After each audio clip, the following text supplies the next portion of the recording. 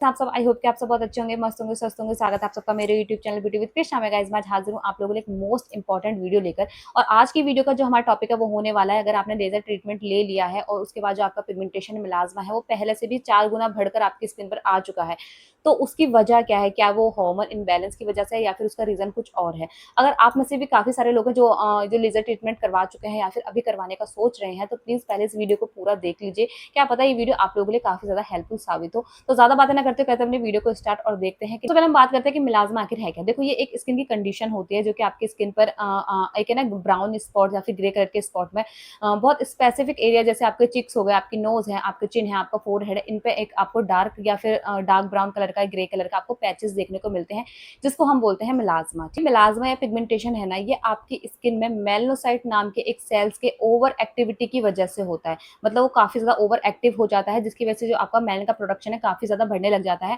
और आपके फेस पर जो डार्क स्पॉट या ग्रे स्पॉट होते हैं वो काफी ज्यादा जो मिलाजमा और पिगमेंटेशन में कन्वर्ट होने लग जाता है। मिलाजमा होने के कॉजेज काफी सारे बहुत ज्यादा कॉमन से मतलब कारण है इनके, जैसे कि प्रेगनेंसी के टाइम पर होता है, पीरियड्स के इनरेगुलर होने की वजह से भी हो जाता है, आपके हार्मोन इम्बैलेंस की वजह से भी हो जाता है, कॉन्ट्रासेप्टिव पिल वगैरह लेने से भी हो जाता है पिगमेंटेशन। ठीक है, अगर आपका जो थायराइड है वो ठीक नहीं है तो भी आपको पिगमेंटेशन जैसी दिक्कतें देखने को मिल सकती हैं। तो इन्हीं सारे कॉजेज को, इन्हीं सारे कारणों को हम बोलते हैं ये मिलाजमा है। ठीक है, इसके होने के रीजन सब में बहुत अलग अलग लेवल पर होते हैं। लेजर ट्रीटमेंट का आपकी स्किन पर क्या इफेक्ट पड़ता है? देखो, जो लेजर ट्रीटमेंट है ना, इसका मेन पर्पस यही होता है कि आपकी स्किन से जितने भी डार्क स्पॉट हैं या डार्क पैचेस हैं जिसकी वजह से आप ये लेजर का ट्रीटमेंट ले रहे हैं, उन चीजों को बहुत हद तक रिड्यूस करना। ठीक है, आपके अनवांटेड जो पिगमेंटेशन है उसको बहुत हद तक रिड्यूस करना, आपके डेड स्किन सेल्स को हटाना, ये इस लेजर ट्रीटमेंट का मेन काम होता है। ट्रीटमेंट है ना, ये आपकी स्किन में एक कंट्रोल इंजरी की तरह काम करता है और यही इंजरी आपके आने वाले टाइम में रिस्पॉन्सिबल हो जाती है आपकी स्किन में इन्फ्लेमेशन को पैदा करने के लिए। अब ये इन्फ्लेमेशन आपकी लेजर ट्रीटमेंट के बाद बदल जाती है PIH में, यानी कि पोस्ट इन्फ्लामेटरी हाइपर पिगमेंटेशन। इसके अंदर ये कन्वर्ट हो जाती है, जिससे आपकी स्किन में आपको क्या होता है कि जो मिलाजमा है या फिर आपको जो डार्क स्पॉट वगैरह है या डार्क पैचेस हैं जिनकी वजह से आपने लेजर ट्रीटमेंट करवाया था, वो इन्फ्लेमेशन होने की वजह से काफी ज्यादा और डार्कर आपको दिखने लग जाते हैं। आपकी स्किन पर पहले से भी बहुत ज्यादा जो पिगमेंटेशन है आपको अपनी स्किन पर देखने के लिए मिलती है।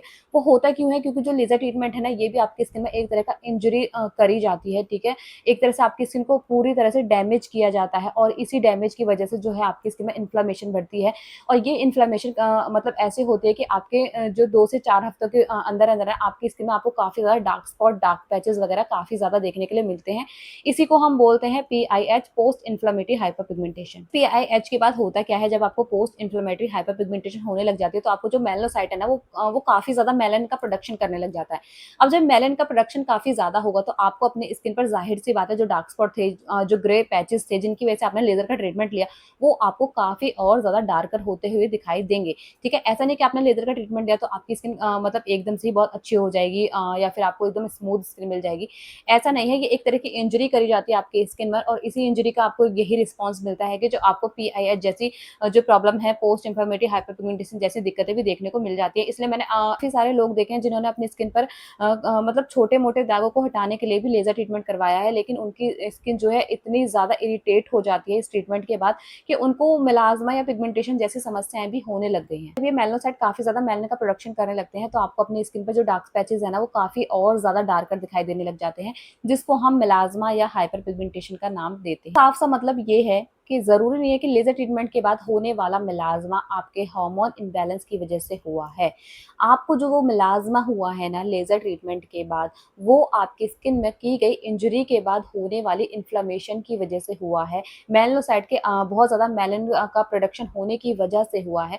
तो आप इसको इस चीज से बिल्कुल रिलेट नहीं कर सकते कि जो आपका मतलब लेजर के बाद जो पिगमेंटेशन हुआ है वो आपके हार्मोन इम्बैलेंस की वजह से हुआ। अगर आपको हार्मोन इम्बैलेंस के जो सिम्टम्स हैं वो नजर आते हैं तो आप कहीं ना कहीं ये सोच सकते हैं कि आपके जो बॉडी में हार्मोन इम्बैलेंस है।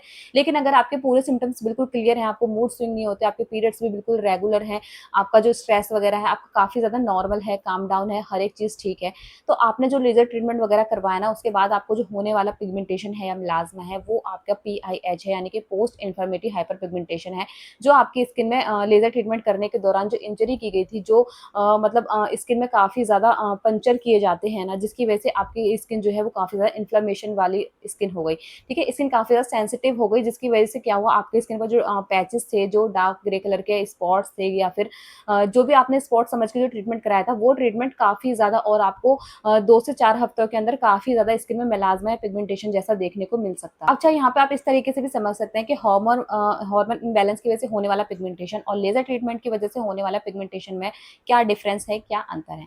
तो सबसे पहली बात, जो हार्मोन्स इम्बैलेंस की वजह से जो पिगमेंटेशन होता है, वो ग्रेजुअली होता है, यानी कि ये आपके जो ये सिम्पटम्स होते हैं ना, आपका प्रेगनेंसी, आपका पीरियड्स इर्रेगुलर होना, ठीक है, आपका मूड स्विंग्स होना, या फिर आपको थायराइड की दिक्कत होना, इन चीज़ों की वजह से जो आपको पिगमेंटेशन होता है, ये आपका हार्मोन इम्बैलेंस की वजह से पिगमेंटेशन होता है। पिगमेंटेशन है ना, आपका हार्मोन इम्बैलेंस की वजह से जो पिगमेंटेशन आता है, ये आपके मेडिकेशन के साथ-साथ लिंक्ड होता है।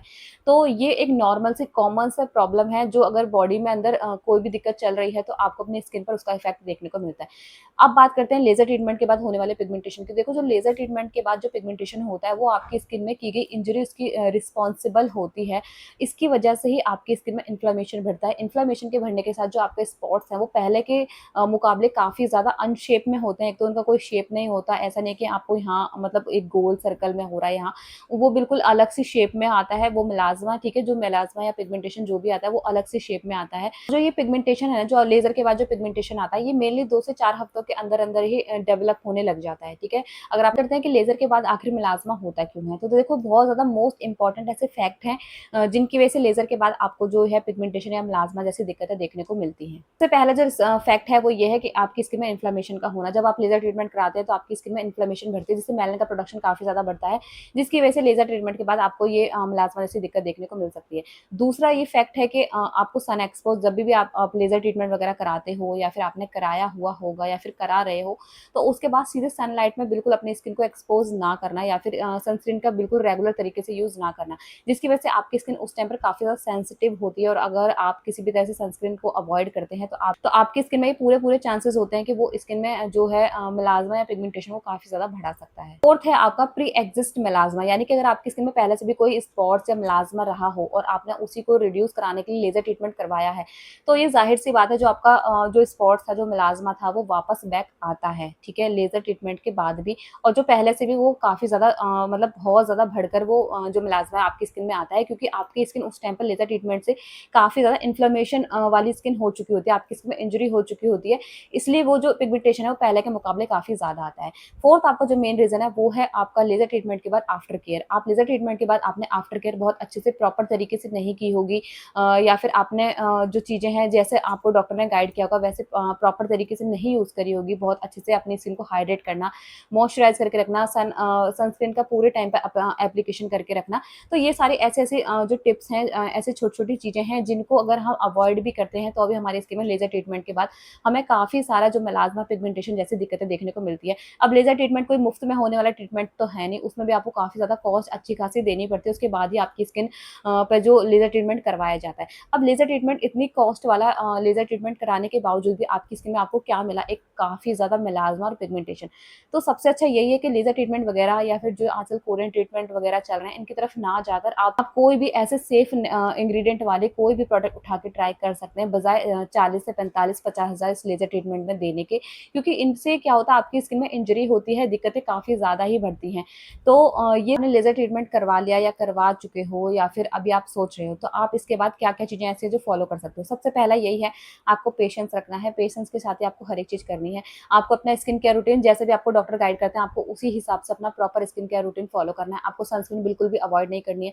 आपको अपनी स्किन में अपना मॉइस्चराइज़र है, बहुत ज़्यादा हाइड्रेटिंग और सूदिंग मॉइस्चराइज़र लेना है, और ऐसा लेना है जो आपके बैरियर को काफ़ी ज़्यादा जल्दी से रिपेयर करे। क्योंकि आपकी स्किन में इंजरी हुई होती है, तो उसको आपको एकदम हीलिंग प्रोसेस की तरफ लेके जाना है। ऐसे प्रोडक्ट यूज़ करने हैं जो आपकी स्किन को हील, काम और सूदिंग इफेक्ट दें। तो आप इन सारे स्टेप को फॉलो करके भी अपने जो पिगमेंटेशन है, उसे काफ़ी हद तक रिड्यूस कर सकते हैं। अपने लेज़र से होने वाली इंजरी को भी काफ़ी हद तक हील कर सकते हैं। तो गाइज़, ये था पूरा आज का वीडियो। अगर आपको लेज़र ट्रीटमेंट के बाद कोई मेलाज़्मा हुआ है, तो वो आपके हार्मोन इम्बैलेंस की वजह से नहीं हुआ है। अगर आपको किसी भी तरह से हार्मोन इम्बैलेंस के सिम्पटम्स नहीं दिख रहे हैं, तो इट मीन्स कि जो आपका मेलाज़्मा है, वो आपके लेज़र ट्रीटमेंट की वजह से हुआ है, आपकी स्किन में इन्फ्लेमेशन की वजह से हुआ है, जिसकी वजह से आपका इन्फ्लेमेशन काफ़ी ज़्यादा बढ़ गया, तो आपको जो मेलाज़्मा जैसी दिक्कत देखने को मिल रही है। आपको इसके लिए काफ़ी ज़्यादा पेशेंस रखना पड़ेगा, आपको हर एक चीज़ को बहुत एक सही तरीके से, सही रूटीन के साथ फॉलो करनी पड़ेगी। उसको आप अपनी डाइट से, अपने पूरी लाइफ़स्टाइल से बिल्कुल ठीक कर सकते हैं, लेकिन जो लेज़र ट्रीटमेंट से आपकी स्किन में इंजरी हुई है ना, उसके लिए आपको काफ़ी पेशेंस रखना पड़ेगा। हर एक चीज़ को बहुत अच्छे से समझदारी के साथ इस्तेमाल करना होगा, तभी जो आपकी स्किन का जो मिलाज़्मा है, पिगमेंटेशन है, वो धीरे-धीरे करके रिड्यूस होगा। लेकिन वो ठीक होगा, ये बिल्कुल पूरी पक्की श्योरिटी है, ऐसा मत सोचना कि ठीक नहीं होता। हर एक चीज़ अच्छे से ठीक होती है, बस आपको थोड़ा-सा पेशेंस रखने की ज़रूरत है। तो गाइज़ आई होप कि आपको आज का वीडियो काफ़ी ज़्यादा अच्छा लगा हो, हेल्पफुल लगा हो। अगर अच्छा लगा है तो प्लीज़ मेरे चैनल को सब्सक्राइब कर देना, वीडियो को लाइक कर देना। इसी तरह से मैं आप लोगों के लिए अच्छी-अच्छी हेल्पफुल वीडियो लेकर आती रहूँगी। आज के लिए सिर्फ इतना ही, मिलते हैं अपनी नेक्स्ट वीडियो में, तब तक के लिए बाय बाय।